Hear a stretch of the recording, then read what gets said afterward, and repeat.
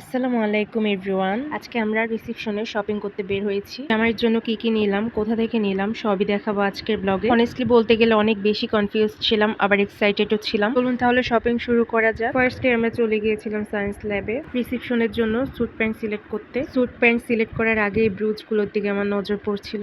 আসলে বলতে গেলে এত সুন্দর ছিল ব্রুজগুলা, তো আমি কোট সিলেক্ট না করে আগে ব্রুজগুলোই দেখছিলাম। আমরা ল্যান্ডমার্টে চলে গিয়েছিলাম, সেখানে অনেক বেশি কালেকশন ছিল।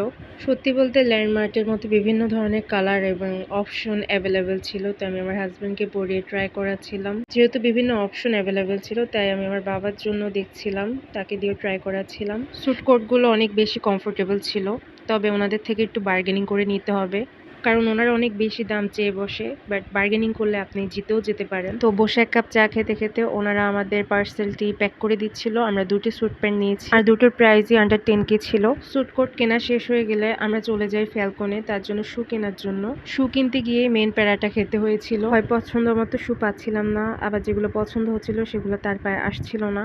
অনেক খোঁজাখুঁজি করার পর এই দুটো শুই পছন্দ হয়েছিল, আবার তার পায়ে আসছিল। দুটো জুতোই দু পায়ে ট্রায়াল দিচ্ছিল আর দেখছিল তার কোনটা ঠিক লাগছে। তো এই দুটোর মধ্যেই আমি একটা নিয়ে নিয়েছি তার জন্য। স্যুট কোট আর জুতা সিলেক্ট করার জন্য অনেক বেশি হ্যাসেল পোহাতে হয়েছিল, যার কারণে আমরা সবাই অনেক টায়ার্ড হয়ে গিয়েছি। তো কিছুটা খাওয়া দাওয়ার জন্য আমরা চলে যাই পাশে একটা রেস্টুরেন্টে। এই রেস্টুরেন্টটা গাউসিয়ার মধ্যে ছিল, কিন্তু আমরা ছিলাম সায়েন্স ল্যাবে, তো আমি এখানে খাওয়ার জন্য সায়েন্স ল্যাব থেকে আবার সেই গাউসিয়াতে চলে এসেছি। কিন্তু দুঃখের বিষয় হচ্ছে ম্যাক্সিমাম খাবার এখানে অ্যাভেলেবেল ছিল না, কারণ আমরা অনেক দেরি করে এসেছিলাম। আমাদের এখানে আসতে আসতে 9টা বেজে গিয়েছিল। পরে আমরা যেসব খাবার অ্যাভেলেবেল ছিল সেসব খাবারই নিয়েছি। এখানে আমি খিচুড়ি আর হান্ডি বিফটা নিয়েছিলাম। আমি মূলত এখানে গিয়েছিলাম চুই ঝাল খাওয়ার জন্য, কিন্তু সেটা শেষ হয়ে গিয়েছিল। আমাদের আরও শপিং করা বাকি ছিল, যার কারণে আমরা তাড়াতাড়ি খেয়ে নিচ্ছিলাম। খাবার শেষে এক কাপ চা না হলেই নয়, চা খেয়ে একটু শক্তি নিয়ে নিচ্ছিলাম। যেহেতু অনেকটা শপিং করা বাকি ছিল, তাই চাটা মাস্ট ম্যান্ডেটরি ছিল। চা খাওয়া শেষে আমরা আবার আমাদের শপিং স্টার্ট করি। চলে গেলাম কালার ম্যান্সে। এখান থেকে আমরা গেঞ্জি আর আরও কিছু টুকটাক জিনিস কেনাকাটা করব।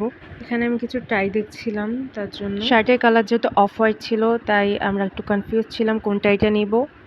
আসলে বিয়ের শপিং করতে গেলে একটা জিনিস কখনোই পিছন ছাড়ে না, সেটা হচ্ছে কনফিউশন। তখন সবই আমাদের ভালো লাগে, কোনটা ছেড়ে কোনটা নিব কোনো কিছুই বুঝি না।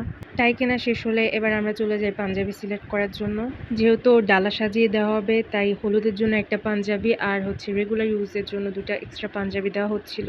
এখানে অনেক সুন্দর সুন্দর পাঞ্জাবি কালেকশন ছিল, বাট আমি একটু নুডিশ টাইপের মধ্যে চাচ্ছিলাম। এখান থেকে আমি একটা অফ হোয়াইট পাঞ্জাবি নিয়ে নিয়েছিলাম, আর হচ্ছে একটা নুড কালারের পাঞ্জাবি নিয়ে নিয়েছি। পাঞ্জাবিগুলোর প্রাইস আই থিঙ্ক 3000 ছিল। এখান থেকে নর্মাল পাঞ্জাবি নেওয়া হয় হলুদের জন্য, আর পাঞ্জাবি এখান থেকে আমরা নেইনি, কারণ পছন্দ হচ্ছিল না হলুদের জন্য ধরনের পাঞ্জাবি আমরা চাচ্ছি। পাঞ্জাবি কেনা শেষ হয়ে গেলে আমরা আবারও চলে যাই মেন্স ওয়্যারে। মেন্স ওয়্যারে অনেক সুন্দর সুন্দর গেঞ্জি কালেকশন ছিল। গেঞ্জিগুলো যেমন সফট অ্যান্ড কমফোর্টেবল ছিল, তেমনই স্ট্যান্ডার্ড ছিল। আমি এখান থেকে সিলেক্ট করছিলাম, আমি এখান থেকে 3টা গেঞ্জি নিয়ে নিয়েছি। পার গেঞ্জি 2800 টাকা করে পড়েছিল। এই তো রিসেপশনের কেনাকাটা আপনাদের সাথে শেয়ার করলাম। ইনশাল্লাহ নেক্সট ব্লগে আমি আমাদের মেইন প্রোগ্রামের শপিং আপনাদের সাথে শেয়ার করব। ভিডিও রিলেটেড কোনো কোয়েশ্চেন থাকলে অবশ্যই আমাকে কমেন্ট করবেন, আমি আপনাদের অ্যান্সার দেওয়ার চেষ্টা করব। আর আমার চ্যানেলটিকে অবশ্যই সাবস্ক্রাইব করে পাশে থাকবেন। আজকের জন্য আল্লাহ হাফেজ।